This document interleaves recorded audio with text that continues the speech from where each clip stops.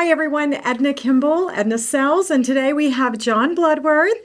Jon has the distinct situation here of he's our first guest to return back to the podcast, I'm our honored. first repeat guest. Very So Jon, you've recently done something quite insane.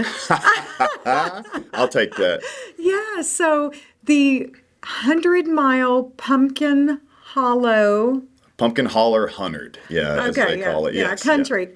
Pumpkin Holler 100. That's right. Yeah. Okay, fantastic. So first off, why did you sign up to run 100 miles? Right. I feel like we might have discussed it briefly on We the last did. episode, just kind of Yeah. reasoning and stuff. But so the main reason that I keep coming back to was that so I'm a super physical guy. Like physical fitness, big thing for me. Being very competitive and stuff with physical fitness and stuff as well. And I told a few of my teammates that as challenging as I make physical fitness for myself, I have never, ever been pushed to a point to where I'm like, I need to quit. This is too hard for me and I need to stop. So I was like, what can I search for out there that can potentially make me go, I need to stop. I need to quit. My tank is empty. And then I can look in the bottom of the tank and see if there's anything left to actually grab. Okay. I wanted to get to that point to where I was like, I can't do this anymore, and then see if I could keep going. And then, spoiler alert, I made it to that point. So we can get into that here in a little bit. But yes, I wanted to challenge myself harder than I'd ever been challenged before. That's as simple as that. Yeah. Okay. Now, and I can't remember if we discussed this or not, but David Goggins, do you follow David I'm a Goggins? big David Goggins fan. Okay. Yes, And absolutely. he always says you've got 40% more left. Exactly. Right. And I always think 40% more. I'm thinking I can give you 4% more Yeah. when I get to Of that course. point. Right. So you wanted to be in that situation. I wanted to see what it felt like to really be in that situation. Okay, and then for those, I really should have started with this, but you are a personal trainer, and you also are the manager. I'm now the director at the Director. Fit at on campus at NSU. Yes, that's new actually since our last Yeah, that's episode. very new. I was just a personal trainer, but August 7th I took over as the director of the entire fitness facility. So Wow, nice. So now you're there 24/7. even more now. Yes. I love it. I love it. Yes. And when you were here last time, we did talk about some of the challenges you had given yourself. One was a 100,000 100,000 steps in a day. Yeah. What others have you imposed upon yourself that you actually were able to do that some people think, God? Right. So, I think we also discussed, I did this 5-hour, 4.5-hour, whatever, Navy SEAL fitness challenge. Right. So I tried that. Okay. I'm also, of course, big on the cold plunging and to get dedicating yourself to an ice bath. I'm so happy that it's getting cooler now because now my ice bath, I don't have to It's gonna constantly really be- restock. I don't have to constantly restock it with ice. I'm going to save so much money now. It's going to be great. Oh my gosh. But doing cold challenges and stuff like that, I'm very big on. And of course, the 100-miler, that was the one that I've been not just signed up. I signed up in October of 2022. I was like, Okay. I'm committing to this. I'm going to commit to it. I'm big on that too. I'm one of the most, one of the number one things that differentiate, I guess, if you want to say leaders or whatever, is the ability to make decisions. Can you make a decision? And last October, I was like, man, I'd like to challenge myself to that. And I was like, well, make a decision then. So snap, boom, October last year, made a decision. Pumpkin Holler made a cool post where they're like, Jon Bloodworth is the first person to sign up for the 100-mile race. Oh, you were the first? Yeah, a year in advance. I was like, I yep, love absolutely. that. So, Okay. And so how many people hit the 100-mile? So I think they had a huge turnout for the event, which was, I think, 70 people or 72 people signed up for the 100-miler, and less than 50% completed it though. It was in the 30s of people. So there were a good handful of people that finished. Absolutely. Very good, very good. Interesting side note, I have Airbnbs here locally, and that weekend they were all booked with people running. And I thought it was cool that I knew one person, and then 5 of mine booked with that, and I was like, "Oh my gosh, that's so cool!" There were. I don't know. There were a dozen states represented. I think. In that. They were all from out it of was pretty areas. cool. So then you sign up a year in advance. What does training for running? Because you can't actually just go run it to get Yeah, it's not ready like I guess I'll for go it. run 100 miles real quick. Yeah. No. So it was, very slow, like just increased mileage over months and months and months. So that's a good thing about signing up a year in advance is like so Spartan's law says it has to be on the calendar. Like you have to have a date or you're not actually going to commit and challenge yourself to train for it. So yes, it's just a dream until that point. So I was like, okay, it's on the calendar. You have to train for it. If you don't feel like training, it's too bad because the date is still there. You still have to challenge yourself. So like we started with, a nice easy 5-mile run. And then a few weeks later, you're running 8 miles. And a few weeks later, you're running 10 or 12. And then along the way, I'd sign up for, I did like the Oklahoma City, half marathon, 13 miles. I did a few of those. Like when those things would pop up, I would jump into those as well. And then as it got closer and closer, I mean, over the summer, we actually went. So the benefit of being local is that I can go out to Pumpkin Holler and I can run the actual course if I want. And I did that. Because that's not the same as running around the football field. Right. No, not the same. So I actually went out to Pumpkin Holler and ran, like the first time I did it I did like 20 miles out there and it was pretty tough. That place, there's so many hills, it's crazy. For those of you who don't know, it is crazy. It's our most hilly area, I guess. Perfect area if you want the challenging, hilliest course ever. Yeah. So we went out there and I did 20 out there. And then a few weeks later, we were like, let's do the full 30-mile loop. We did that. And we did that. We did the kind of the 20 in the nature preserve. There's a nature preserve here in town called J.T. Nichols Nature Preserve. That's a part of the course. So we ran that 5-mile road a few times because there's a crazy hill there as well. So it was just adding mileage, and then as you get closer, you taper back. Like you start to pull mileage off because at that point you're like, man, I'm as ready as I'm going to get. Now it's time to recover and get ready to do the actual race. So what's the farthest you ran in one run before the 100? The furthest distance that I've ran was 40 miles. That's the furthest I'd ever been. The furthest distance, like on my feet moving, that I had ever been was actually that 100,000 steps. That was 50 miles. Oh, okay. So that was actually, that was walking, but that was the furthest I had ever been. Okay. And is there a timeline or a time requirement to complete it? They give you 30 hours. 30 hours. They give you 30 hours to do it. If you want to, they also give you the opportunity, I think, to start early. They give some people like an early start if you want like 2 extra hours. I think a couple people took those 2 extra hours, but most people started at 8 a.m. on Saturday. Yeah. Okay. What's the thought process between starting early? I guess if you're just like, man, I need extra time, like if you don't think you can do it in 30 hours, which I mean, hey, it took me 29, it took me 29. So I'm saying like some people wanted to start early just to be sure they could get the time in. Yeah. Okay. And then so the logistics, because we've all been talking about it here in the office, like what does that even, so obviously it wasn't a 100-mile distance. Like you didn't start here and run. Right. Straight line. To Oklahoma City or something. Right.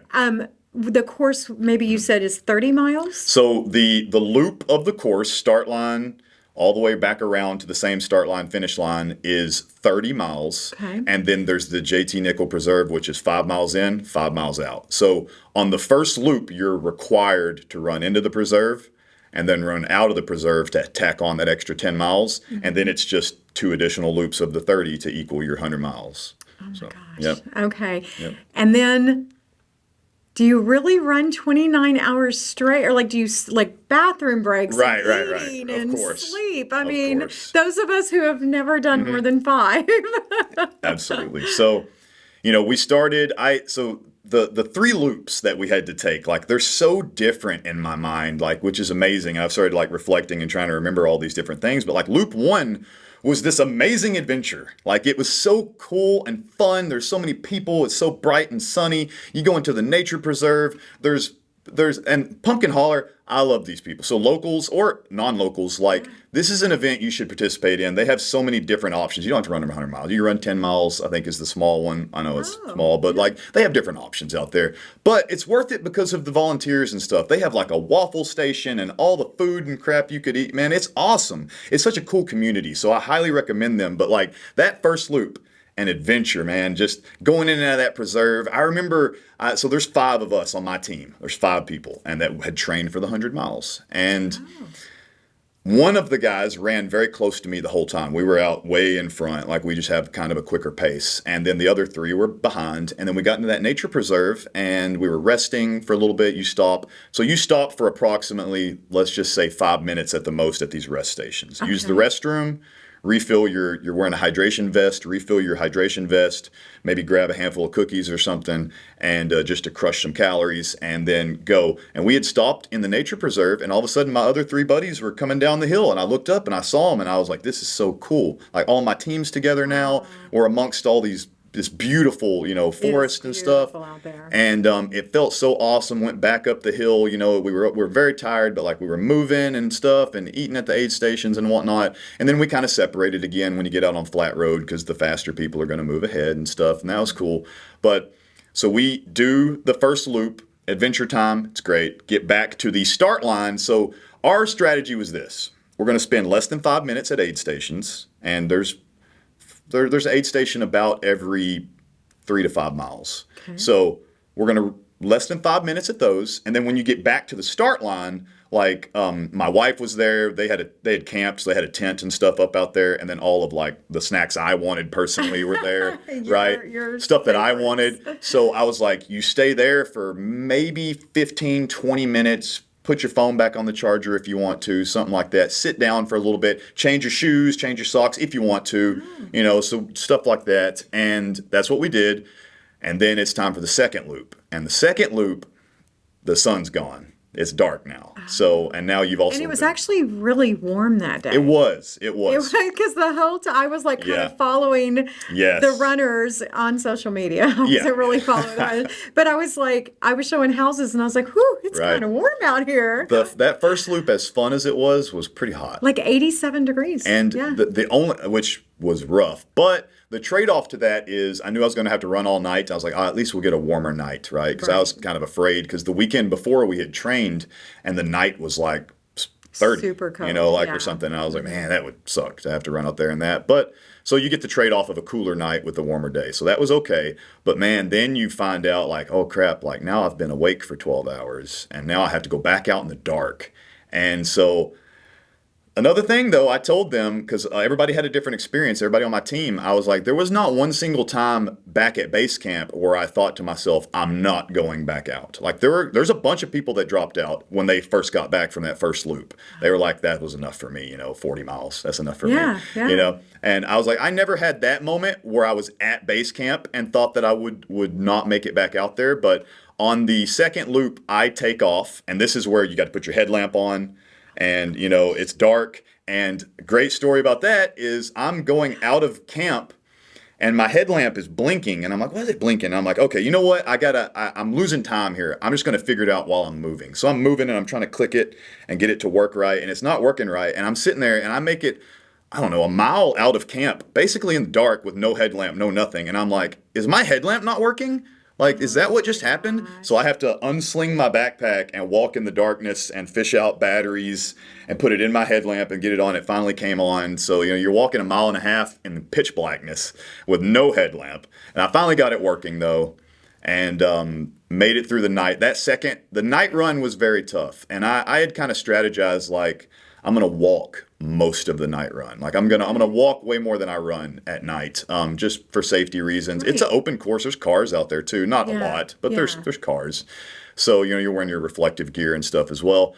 But I was like, I'm gonna be more careful in the night run, walk pretty fast, and that might also save me some energy for loop 3, which is still coming. So I'm out there, and you're dealing with all the crazy animals that are out there. I mean, there were snakes all over the place. There's copperheads, right? Like actual dangerous snakes and stuff out there, and then livestock. Like there's cows in the road in the night and stuff. It was interesting. The Nichols Preserve has elk, and they can be kind of aggressive. I'm telling you, I didn't see any of those. Thankfully, no boar. That's what I was I was like, no boar. That's what I was worried about. But the second loop was very tough. And I know that on the back half of it, because a lot of those people tell you like, hey, you might have some delusions out there, right? You might actually have some hallucinations. I don't think I had any hallucinations, but I'll tell you this, like there was definitely a moment in the back half of that second loop that I had a toboggan on and I took it and I was getting hot and I stuffed it in my shirt collar and I had my hands on my vest, my chin on my hat, and I was like, oh, whoa, wait a minute. And I was like, I think I just fell asleep, told my buddy. I was like, I think I just fell asleep. He goes, yeah, I've been doing that for a while now. And While I'm like, you're walking. yeah, like you're walking on the side of the road and you blink and all of a sudden you're on the other side of the road. And you're like, oh crap, I just like sleptwalked across the road, right? So that's what we dealt with. There was a girl that got super exhausted and laid down on the side of the road and tried to take a nap and ended up getting taken to the hospital because she was like pre-hypothermic. Oh So my gosh. so Yeah, even though it's very it was a warmer serious. night, Yeah. it was not warm enough to like just lay on the side of the Well, road, not to right? mention you're dehydrated. Yes, and- yes, and you're dehydrated, Yeah. and so she actually got taken to the hospital, but man, made it through that second loop pretty banged up, like feeling like, wow, we've been awake for a long time. Feet are killing you at this point. I'm very fortunate in my fitness in that like knee problems are not a part of my life. My knees are wonderful. They never bother me. Lots of people were complaining about knee issues and stuff. My knees never bother me. My main issues are like the backside of my legs, my hamstrings and stuff, and then my feet sometimes. Of course, your feet just being Oh my up that gosh. long, Yes. like Yeah. blistered and all that kind of stuff for sure. Still blistered to this day. And I think that's the thing that if you're not a runner, I did a 5 mile thing Yeah. a long time ago, and my feet looked so awful. Like I Right. was losing toenails, Right. and Yes. I just had no concept that that's Yes. normal. That's the picture, right? Like I've seen the picture shared before of like a ballerina's foot, like Oh, beautiful that's in the true. shoe, and then the next picture is the inside of that, what their feet have to look like, and that's similar to what we did. Like even people that are like, wow, 100 miles, that's amazing, what an awesome accomplishment, and they think like maybe one day I'll try to do that, which I love that mindset, I love it, but then they oh, your feet are messed up. What do they look like? And I'm like, well, do you really want to see them? And they see it. They're like, how? How are you walking now? Yeah. Like, I'm like, it's hard to imagine the actual work that goes into doing it. And I never want to like lie to people and be like, yeah, it was a breeze. It's the hardest thing I've ever done, ever. Yeah. Like, and it took a toll on my body that I'm paying for right now. Right. So yeah. the thing is, you kind of were doing almost a blog, through Yeah, a social little bit, media, and we're kind of like following Yeah, the yeah. post and everything. And this was after, but you actually said Mm-hmm. at the 90-mile mark. Yeah. Tell us what happened at the 90-mile mark, because So- I almost passed out when I saw that. So I've watched in preparation for this, watched so many documentaries and so many different things, and I've heard people say this, like they're like, yeah, I made it 80 miles or I made it 89 miles, and when you watch these things, you think, how can you make it that far and then give up or not give up, but like end it and whatever happens that you end it, unless it's like hospitalization or something, like right. And then I got out there and I was like, holy crap, I get it now. I get it. And I'll try to explain it, but it was just like, you are so exhausted. You reach the point to where, man, I can't even like trot anymore. I'm just it's everything to just shuffle your feet to just keep moving. And I'm moving and I'm just like, I start looking at my watch and I'm like, I don't think I'm on pace. Like, I don't think I'm on pace at all to finish this. After all the goodness, actually, goodness is not really the right word. I went too fast on the first loop, and it killed me on the third loop. That's what happened, right? So a lot of really expert ultra runners, by the way, will tell you, like, it's impossible to start too slow. They're like, you're going to start too fast. You need to slow down. I didn't take that advice. Of course not. Right. Of course, first time, and I paid for it. But I made it to the 90-mile mark. And I looked at my pace and I was like, the only way I'll make it is if I actually start going much faster. And then I was like, do I have that in me? And I was like, no, I do not have that in me.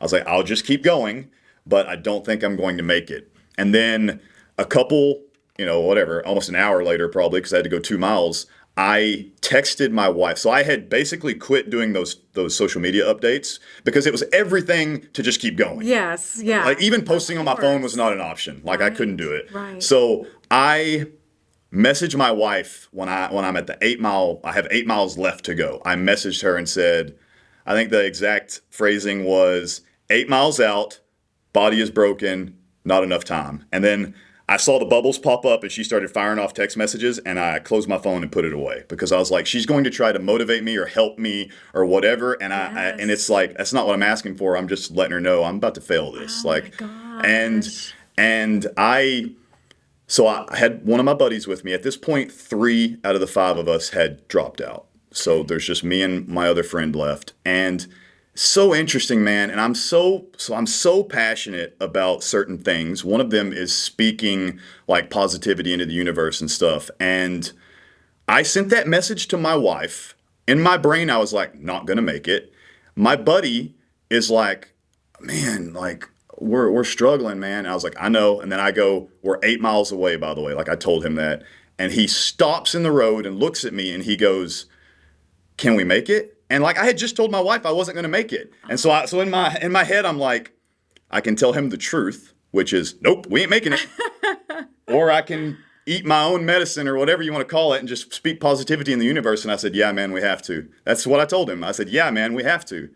And without him, I will tell you right now, I would not have made it because I don't know if it was listening to me there or what, but he turned around and said, let's speed up then. And he starts trucking along, and basically what I had to do, because I was hurting so bad, I was like, okay, there's a string tied to me, there's a string tied to him, and if he gets too far away, the string's gonna break. Can't let the string break. That was like my mindset. Oh, wow. So every time he got, 150 feet ahead of me, I would start running a little bit. And then I would stop when I got close enough to be near him, and then he would keep going, and I would truck along ahead of him, and keep going and keep going. And we did that for a few miles. And then, so this is a big testament to her, and you've met her and stuff, but when we were just about 4 miles away, I see someone coming in the opposite direction. It's my wife running down the road, right? So she was running in the opposite direction, and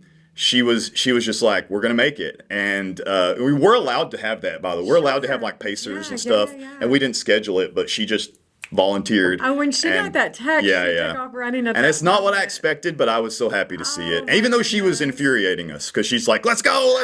And I'm like, we can't. And then she's like, what would you say in this situation? You would say, shut up and just run. And I'm like, and I didn't want to hear it, but that's exactly what I needed to hear. Oh my God. And so she just like, she's trying to force us to run, and we just couldn't. So I was like, all right, you have to make a deal with me right now. I'm going to tell you my plan, and your job, talking to my wife in this, I was like, your job is to hold me accountable to this plan. I was like, you see that sign up there? And when we get to that sign, we're going to run to the next sign, then we're going to walk to the bridge, and then we're going to run until we hit the finish line. And I was like, I just said that out loud, and I need you to hold me accountable for that. And as soon as we got to that sign, no part of my body wanted to run at all. But she goes, we just made a deal. We have to commit to this deal. my And she gosh. forced us to run and stuff. And I mean, of course, like, I've said this before too, like a lot of times in life, I ask myself, like, what's going to be the better story? Is the better story that I almost went 100 miles? What Or is the ending? Yeah. or like, did I pull it out in the end? Like, right? Yes. So Yeah. with the help of my wife, with the help of my buddy that was with me, and very ironically, like I've been talking a lot about the power of the tribe and like my 5 friends, man. Like, I don't know if I hadn't lost 3 of them in that race, I don't know that I would have made it either, because it was almost like I was so sad that they dropped out because I knew it was going to crush them. Right. But like it was almost like we're in the night and there's like torches in my mind. All of a sudden, my buddy Josh's torch goes out, Matt Lee's torch goes out, and I'm like, man, I'm the only one left. Like of the local crew, because my other friends from out of town, I was like, that's the only like local NSU Fit ranks like person left is me, and now I have to carry this have to torch. represent, Someone has to finish this race. And so I told them, I was like, I know you guys are crushed, and I feel it for you, I really do. But like you guys dropping out really helped me move along. And John Lee, my buddy John Lee from my office and stuff, and he's more than an employee, he's a really good friend. He sent me this message, and I don't know how serendipitous or whatever, but like I had my wife coming down the road in the wrong direction, I had my buddy next to me, and then for some reason I like got a text, and there's not much reception out there. I got a text, and it was from Jon, and I was like, what is that? And all it said was just like, I don't know what you guys need to hear, but you came this far and it's time to finish this. And I was like, I don't know, man. I guess that's exactly what I needed to hear. So all of these people pulling for me was what got me to the finish line for sure. That Absolutely. I just did the whole Lifetime movie in my head. Yeah. That's right. That's right. That is amazing. Yes. Well, I had just listened to a podcast that people who make it through the Navy SEAL training are not the toughest, the baddest, the strongest. It's the ones who, when they're done, they reach deeper for the partner.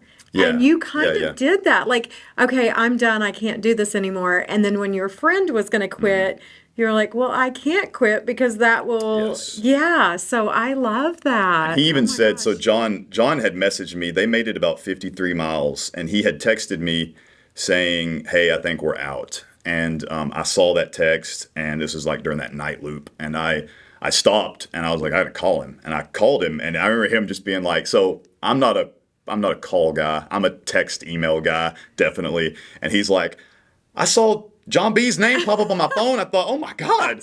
And I was like, yeah, I think that's the first phone call I've made in 2023. But I had to call you to hear your voice, man. I had to be like, you're quitting. Why? Tell me why right now. And he told me, and I was like, guys, I wish I could give you the most amazing motivational speech right now and get you back in the game. But it's everything in my power to keep myself afloat right now. Yeah. So I love you guys, and I'll see you later. Like, you do what works best for you. And they tapped out right there.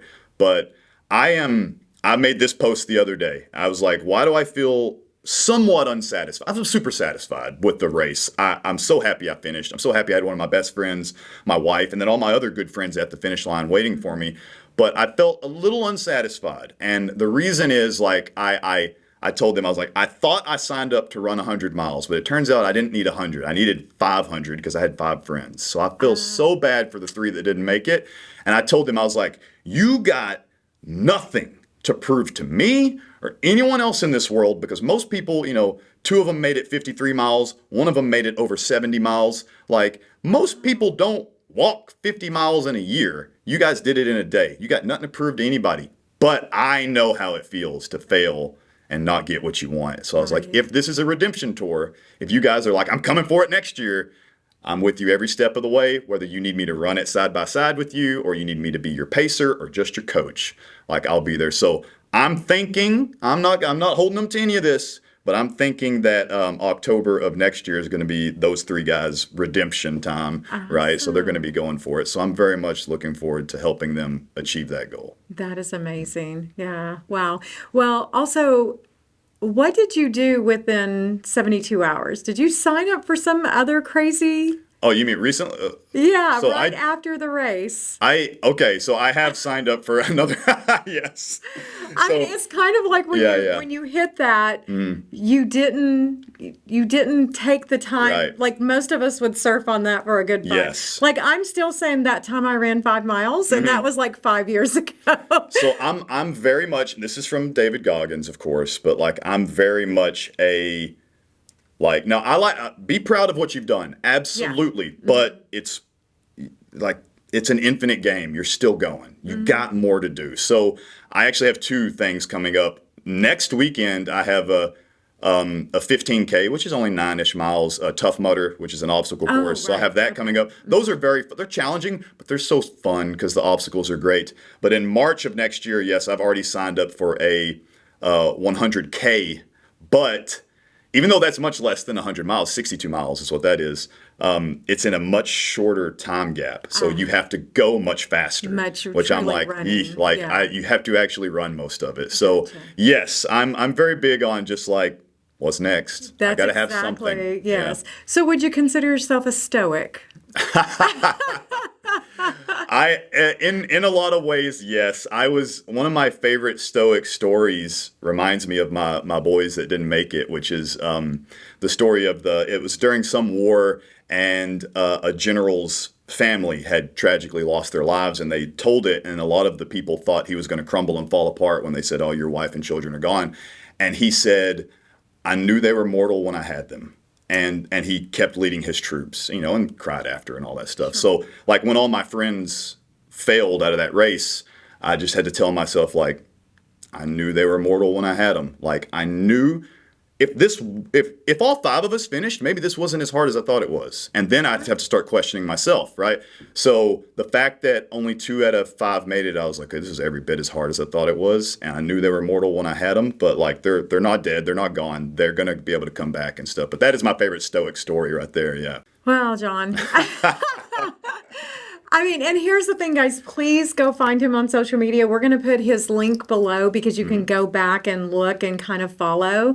I wish I could remember all the posts that just the little sayings that you were doing. Like, we were Yes. right there with you, cheering you on. Thank you. And the fact that you finished, we were so excited. Thank you so much.